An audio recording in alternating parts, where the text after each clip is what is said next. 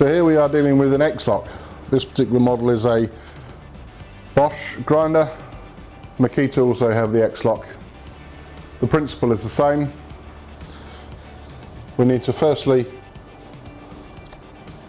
it's around here on this particular one, pull the lock-in pin that holds the shroud. We turn the shroud. On Bosch it is when it is the wrong way around and then it pops off. Now with X-lock, they're slightly different. They have a wider collet here to hold the blade, and they have a slightly different fitting ring.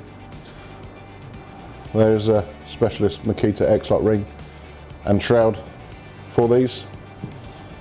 And again, we need to remove the spring arm here, and as you can see, there is a screw into the gear housing. So again, using a Torx 20, I will remove that bolt. So now we remove the screw.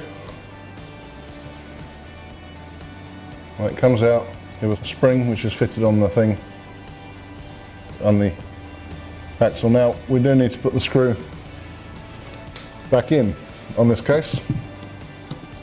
Just wind that back in.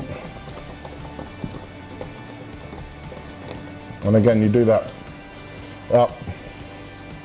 On there, there is another screw in the pack which you will receive.